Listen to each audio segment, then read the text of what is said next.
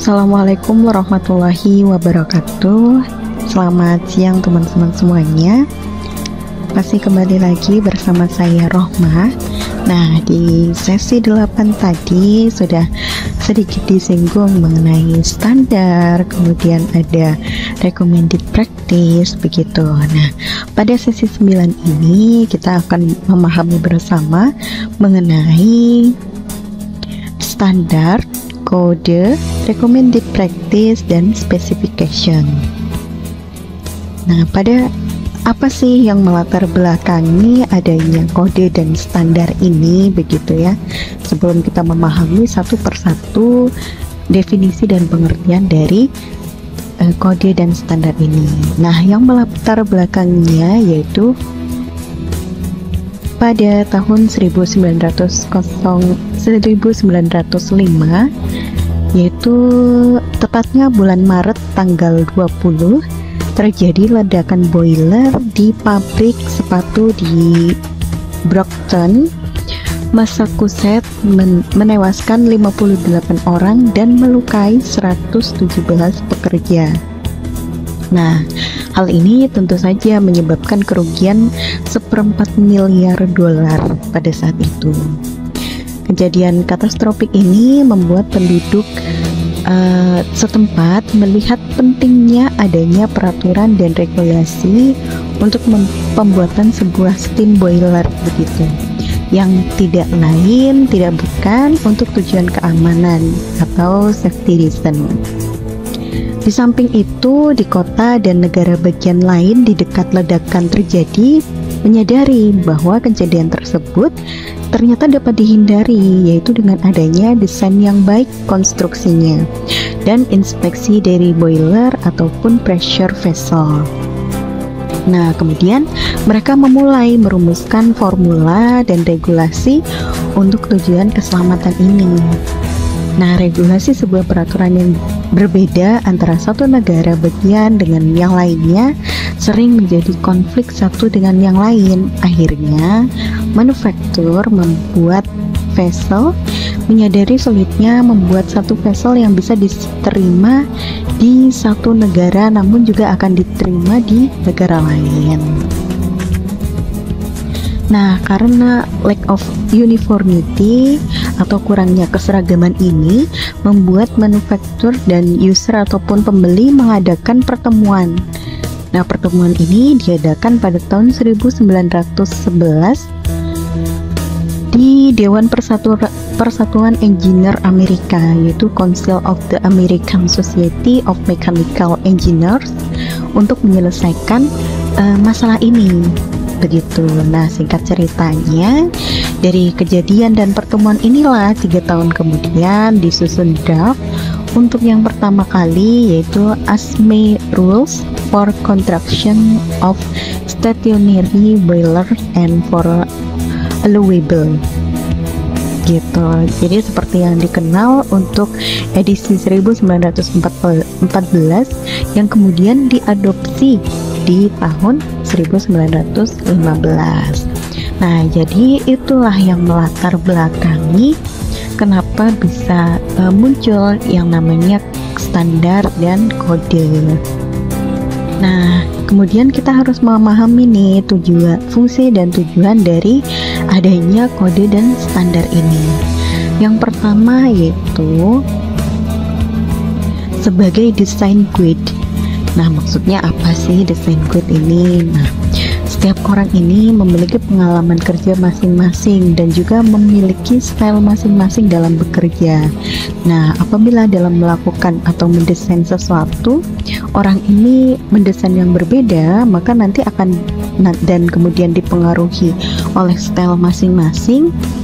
Bisa dibayangkan teman-teman pada saat orang ini atau pekerja ini mendesain vessel akan berbeda-beda antara satu orang dengan orang yang lain, tergantung dari selera masing-masing orang tersebut.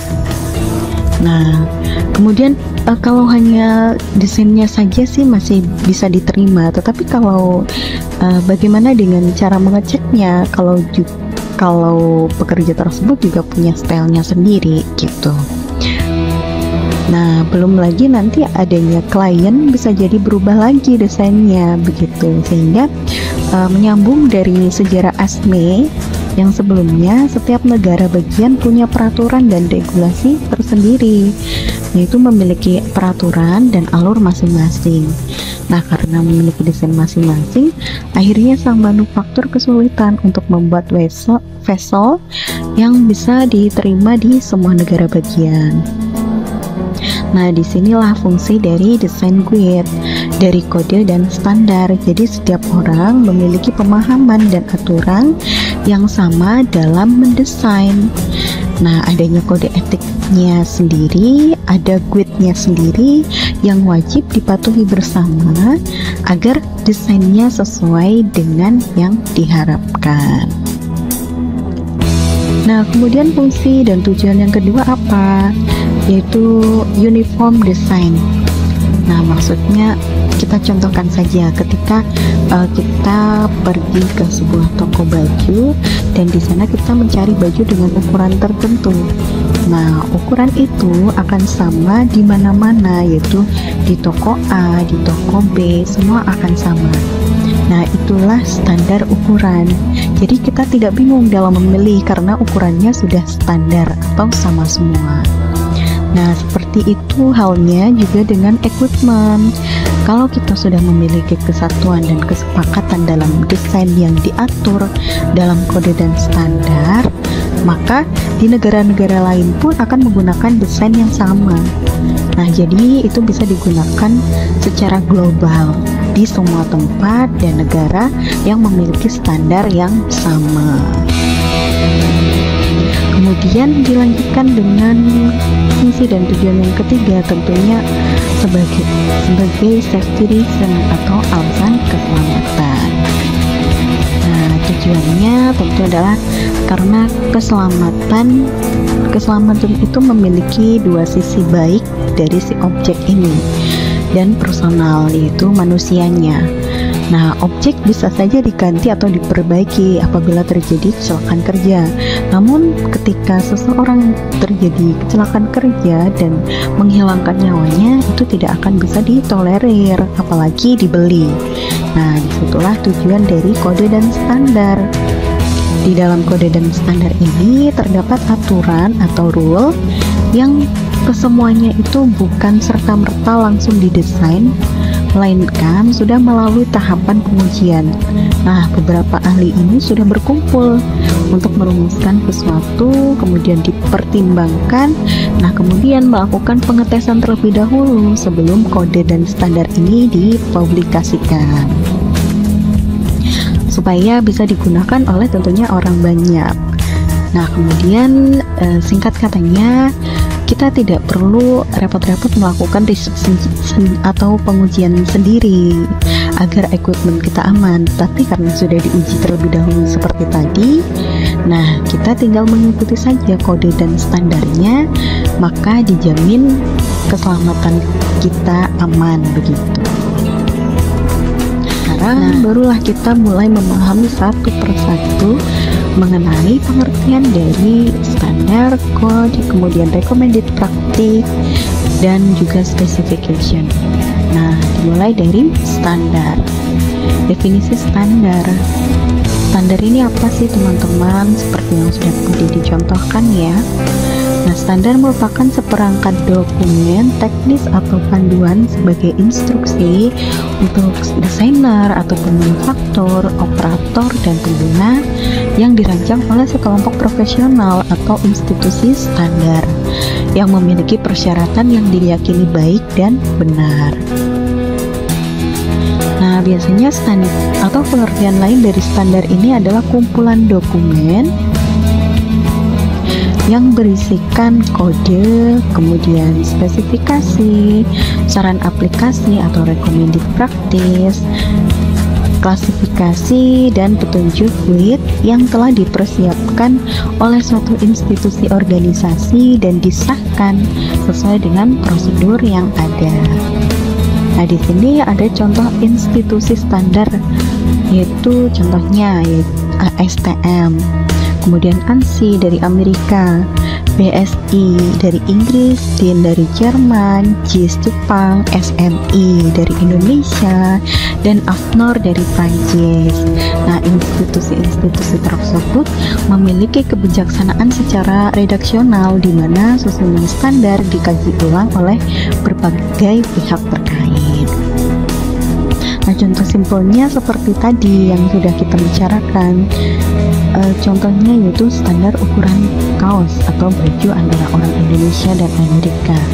Itu berbeda sesuai dengan tentunya dengan ukuran tubuh dari masing-masing orang tersebut. Nah, standar di Indonesia akan sama atau sesuai dengan standar untuk tubuh orang-orang Indonesia, sedangkan standar ukuran kaos orang Amerika bisa dipakai di orang Indonesia atau bisa dipakai di orang Amerika itu sendiri, tergantung dari ukuran badan orang tersebut. Nah, kita sudah membahas mengenai ukuran baju yang kita beli. Itulah contoh dari standar. Ia membuat ukuran yang digunakan di semua tempat, seperti itulah standarnya gitu. Contoh standar lain misal ukuran pelangi, ukuran ketebalan pipa, ukuran baut, dan lain sebagainya. Nah, standar di dalamnya dirancang mengenai persyaratan yang mana harus sesuai dengan apa yang menjadi tujuan atau hasil akhir, namun tidak didukung oleh hukum.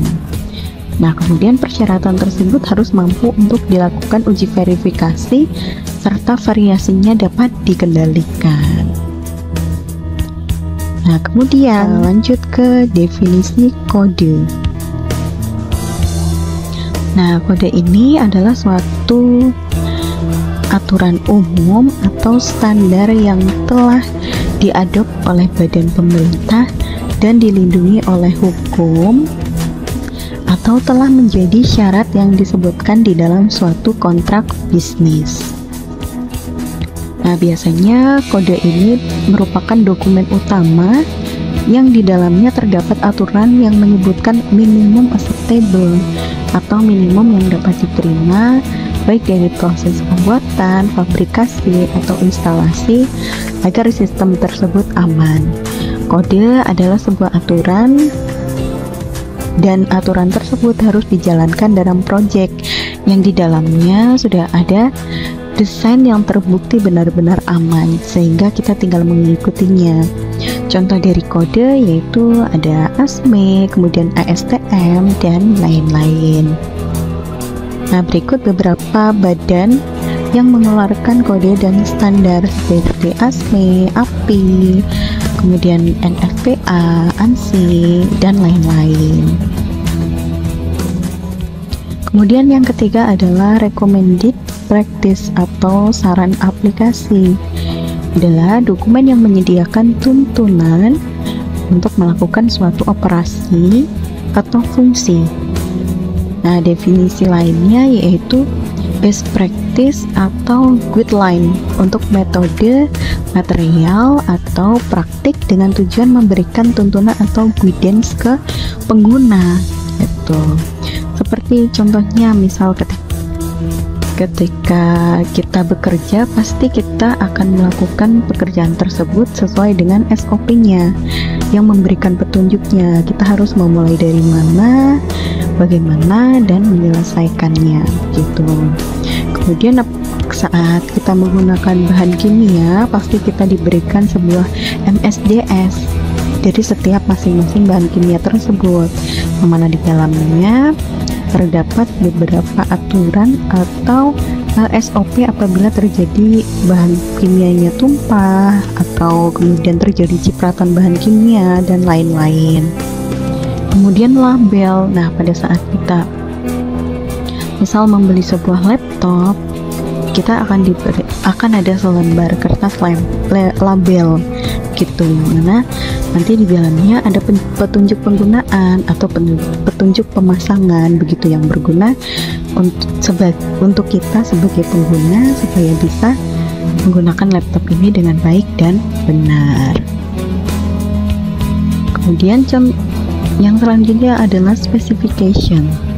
specification ini adalah seperangkat dokumen yang ditulis oleh suatu perusahaan, asosiasi industri, asosiasi perdagangan, atau bahkan suatu departemen pemerintah yang bertujuan memperjelas suatu perintah mengenai desain, prinsip atau aturan prosedur dan lainnya. Nah, spesifikasi ini di dalamnya meliputi judul atau ruang lingkup, kemudian pengecualian, terminologi, kemudian dokumen referensi, deskripsi persyaratan, apa, kapan, bagaimana, dan lain-lain. Nah, standar untuk mengukur kualitas juga terdapat di spesifikasi dan tentunya dokumentasi.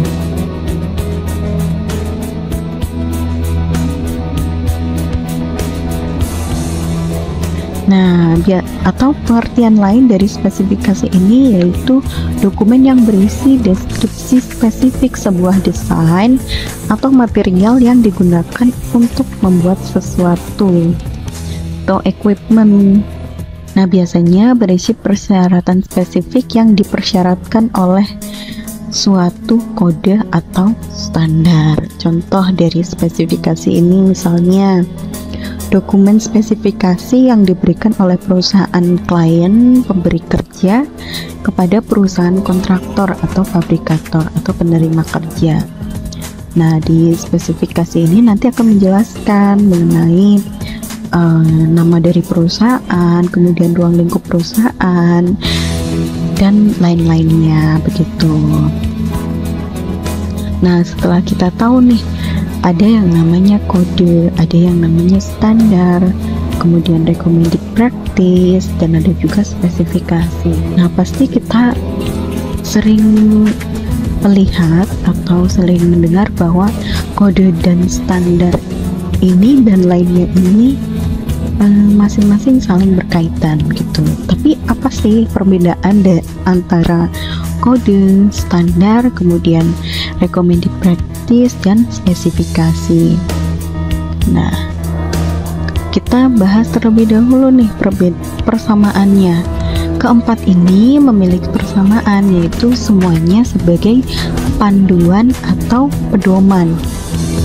Nah, yang menjadi perbedaannya yaitu terletak pada harus atau tidaknya dokumen tersebut diterapkan.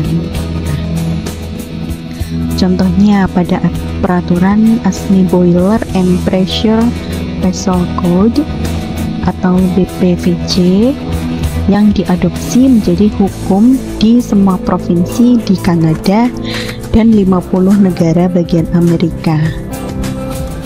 Nah, di Kanada dan Amerika Serikat, apabila ingin membuat boiler atau pressure vessel, maka wajib memakai ASME BPVC sebagai New Construction Code dan tidak boleh kode atau standar lainnya. Begitu, jadi wajib menggunakan ASME BPVC. Akan tetapi berbeda dengan di Indonesia. ASME BPVC ini hanya berupa standar saja.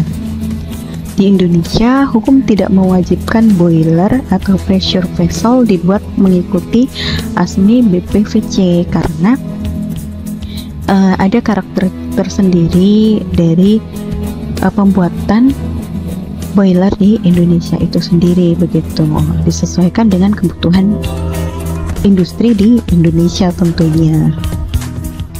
Nah, kemudian kenapa sih kadang kita selalu menemukan kode dan standar itu selalu digabung seperti tidak pernah terpisahkan gitu.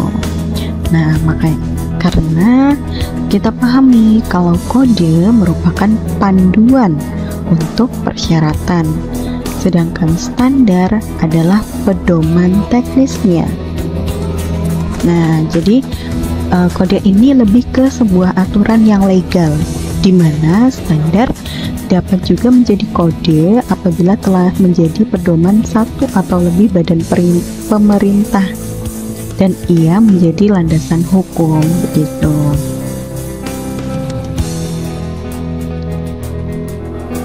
Kemudian yang terakhir, kita harus bisa membedakan international standar dan lokal standar. Nah, ini international standar, contohnya standar yang mendunia begitu ya. Nah, standar yang mendunia atau international standar itu adalah standar yang berlaku dan diakui secara internasional. Jadi tidak hanya untuk satu negara atau beberapa negara saja, tetapi sudah secara internasional atau secara mendunia telah diakui dan berlaku begitu. Sedangkan standar lokal itu apa? Standar lokal itu hanyalah standar yang digunakan oleh satu negara, atau bahkan lebih khusus lagi, lokal hanya untuk satu proyek tertentu begitu. Nah, contohnya nih, standar drawing. Apakah itu termasuk kategori standar? Nah, standar drawing ini memang termasuk kategori standar, tetapi hanya lokal, yaitu lokal di dalam satu negara begitu. Sedangkan misal lokal hanya untuk di Indonesia saja begitu, sedangkan untuk Amerika dan yang lainnya pasti memiliki standar versi mereka sendiri, versi lokal Amerika sendiri, dan standar drawing itu pasti juga ada standar secara internasionalnya. Nah, contohnya, misalnya perusahaan Amerika nih memiliki standar sendiri, katakanlah API Australia, ia memiliki standar sendiri AS, dan kemudian Jerman dengan standarnya DIN. Kemudian di negara Indonesia sendiri kita juga memiliki standar, yaitu SNI. Namun karena cakupannya masih kecil, sehingga standar di Indonesia ini masih banyak menggunakan international standar dari Amerika yang biasanya tercantum di dalam kontrak project begitu. Nah, itu dia pemahaman kita mengenai standar, code, dan recommended practice, dan juga spesifikasi. Nah, tugas dari teman saya minta, ini adalah sesi yang terakhir ya sepertinya. Jadi saya minta sebagai tugas dari teman-teman, silakan teman-teman mencari 5 contoh masing-masing untuk standar, kode, kemudian recommended practice, dan juga spesifikasi. Masing-masing silahkan cari 5 contohnya, kemudian nanti teman-teman bisa mengirimkan tugas tersebut kepada saya melalui email yang nanti akan saya bagikan di grup WhatsApp emailnya. Nah, nanti itu menjadi sebuah syarat dan untuk penilaian saya terhadap teman-teman begitu. Nah, baik, di sesi yang ke-9 ini saya cukupkan sekian, kurang dan lebihnya mohon maaf. Terima kasih teman-teman sudah belajar bersama dengan saya, Rohmah. Selamat siang semuanya.